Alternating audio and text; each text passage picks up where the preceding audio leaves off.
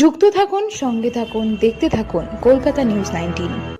নমস্কার, আপনাদের সাথে আমি দিশা। কলকাতা নিউজ 19-এ আপনাদেরকে স্বাগত। শুরু করছি আজকের বিষয়।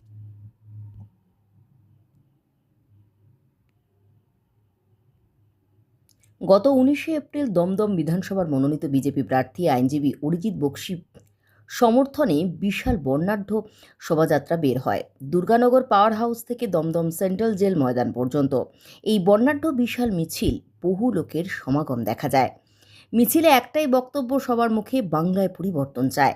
আসুন আমরা শুনে নেব দমদম বিধানসভার বিজেপি প্রার্থী অরিজিৎ বক্সি মুখ থেকে বাংলা পরিবর্তনের কথা।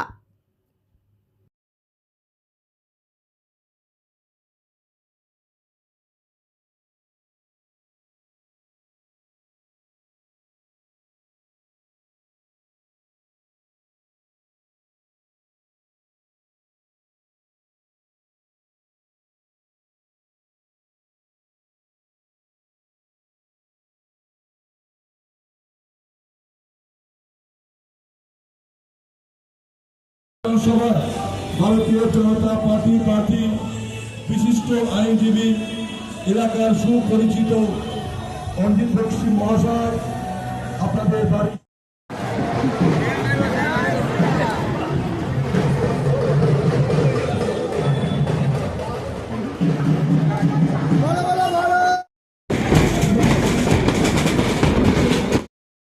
আপনাদের আশীর্বাদ চাইছে।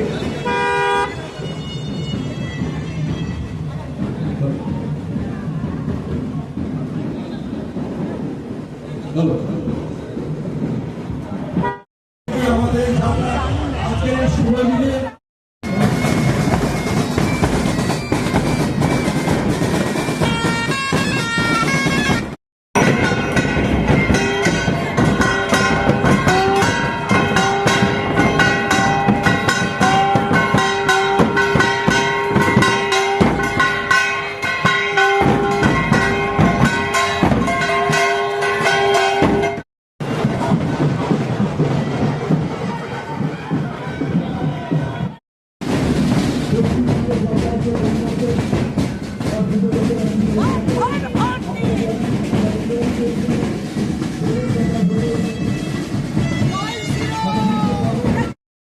আপনাদের আশীর্বাদ চাইছে।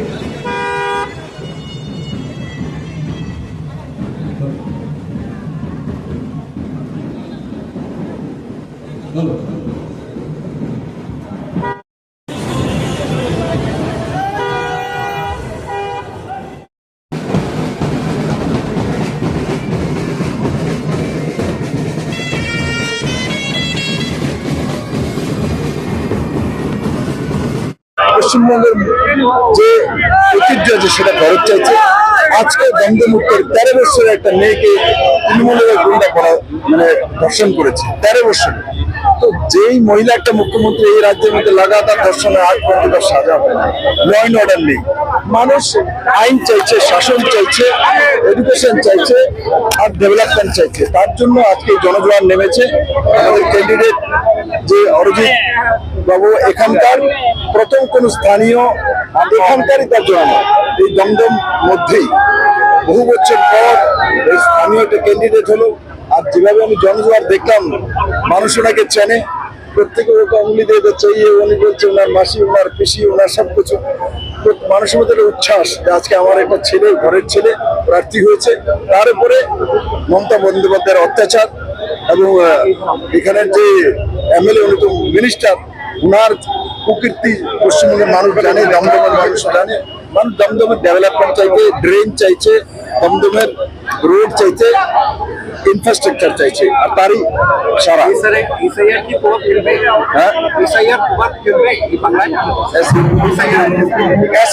আমাদের তাদের প্রার্থী ঘোষণা করেছে। ভারতীয় জনতা পার্টির জয় সেদিন নিশ্চিত হয়ে গেছে। কে ক্যান্ডিডেট সেটা বড় কথা নয়। 15 বছরের একজন কলঙ্কিত বিধায়ক, শিক্ষা দপ্তরকে বেঁচে খাওয়া বিধায়ক, দমদমকে ছিবড়ে করে দেওয়া বিধায়ক তোলাবাজি করে, তাকে যখন তৃণমূল কংগ্রেস এত বড় উদ্যোক্ত আবার টিকিট দিয়েছে, দমদমের মানুষ বিতৃষ্ণায় ঘেন্নায় সেদিনই ঠিক করে নিয়েছে আর যাকেই হোক তৃণমূলের এই কলঙ্কিত প্রার্থীকে জিততে দেওয়া যাবে না। আপনারা আজকে দেখলেন যখন আমাদের এই মিছিল র্যালি চলছিল, বহু তৃণমূলের কর্মী সমর্থককে আমি দেখেছি কোনায় দাঁড়িয়ে হাত দেখিয়ে বলছে এবার জিতবে। বহু তৃণমূলের কর্মী সমর্থককে দেখেছি। কেন?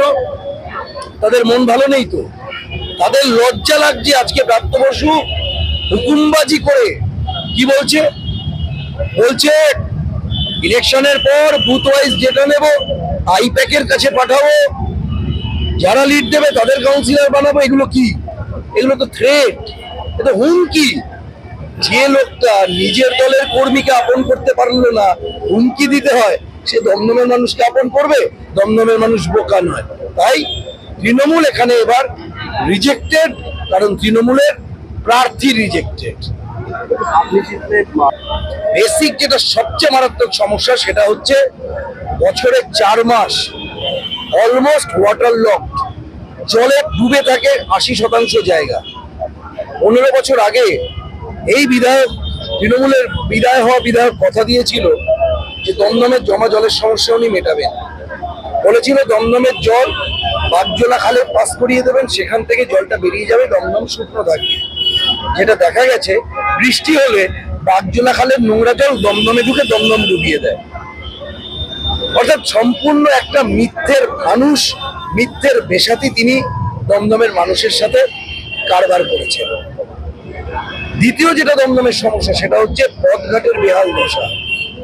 দমদমের যেটা লাইফ লাইন পিকে গুহ রোড, শুধু একটা উদাহরণ দিচ্ছি, এরকম হাজারটা উদাহরণ আছে। পিকে গুহ রোড যেটা এয়ারপোর্ট 1 নম্বর থেকে ঢুকে দমদম গোড়াবাজার হয়ে একদিক থেকে সুভাষনগরের দিকে অন্য নাম নিয়ে বেরিয়ে যায়। 1 ঘন্টা বৃষ্টি হলে এই পিকে গুহ রোড 3 দিন জলমগ্ন থাকে ন্যূনতম। নৌকা চলতে পারে, এত জল জমে। মানুষ অফিস যেতে পারে না, স্কুল কলেজ যেতে পারে না, ব্যবসায় যেতে পারে না, দোকান বন্ধ থাকে। প্রতি বছর বৃষ্টিতে এই পিকে গুহ রোডের উপর যে শয়ে দোকান রয়েছে তাদের লক্ষ লক্ষ টাকার মাল নষ্ট হয় দোকানে জল জমে। একদিকে রাস্তাঘাট খারাপ, আর একদিকে জল জমার সমস্যা, দুয়ে মিলে দমদমের মানুষের জীবন ওষ্ঠাগত। আর তার সাথে গোদের উপর বিস্ফোরণ। এই অপদার্থ বিধায়কের, অপদার্থ শিক্ষামন্ত্রীর সৌজন্যে সমস্ত স্কুল বন্ধ হয়ে যাবে। দমদমের ভালো ভালো সমস্ত স্কুলগুলো আজকে বন্ধ হয়ে গেছে, যেগুলো সরকারি স্কুল। ব্যাঙের ছাতার মতো প্রাইভেট স্কুল গজিয়ে উঠেছে। আগে যেখানে মধ্যবিত্ত পরিবারের বাচ্চারা 100, 150, 200 টাকা দিয়ে বছরে পড়াশোনা করত, সেখানে আজকে মাসে 2500 টাকা থেকে শুরু করে 15,000 টাকা পর্যন্ত দিতে হয়। খাওয়া জুটুক না জুটুক, বাচ্চার পড়াশোনার পিছনে খাবার খরচা বেরিয়ে যায়। আমার মূল 3টে জায়গা থাকবে কাজ করার। দমদমের জলের সমস্যাকে দূর করার জন্য বিজ্ঞানসম্মত পদ্ধতিতে দমদমের যে আর্কিটেকচার স্ট্রাকচার সেটাকে সায়েন্টিফিক্যালি স্টাডি করে আন্ডারগ্রাউন্ড পাইপের মাধ্যমে পাম্পিং স্টেশন বসিয়ে এবং বাগজোলা খালে ড্রেজিং করিয়ে জলটাকে বার করার ব্যবস্থা করা। নিয়মিত সারা বছর রাস্তাঘাটের হেলথ চেক আপ, অর্থাৎ রাস্তাঘাটের বন্দোবস্ত যাতে একটা ন্যূনতম স্ট্যান্ডার্ডে থাকে সেটাকে মেনটেন করা।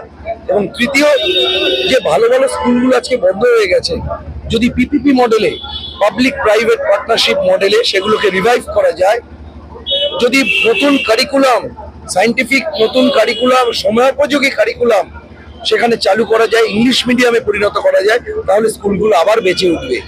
এই 3টের উপর আমার প্রাথমিকভাবে ফোকাস হবে। তাই বলছে, রাস্তায় যেতে যেতে মানুষ বলছে দাদা এটাই বিজয় মিছিল হয়ে গেল। তাহলে এটা যদি মানুষ বলে বিজয় মিছিল, 4 তারিখে কি হবে আমি এখনই আন্দাজ করতে পারি।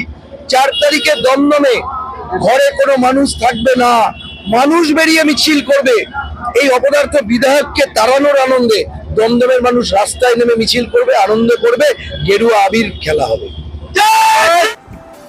আমাদের চ্যানেলটিকে সাবস্ক্রাইব করুন ও প্রচুর পরিমাণে লাইক ও শেয়ার করুন।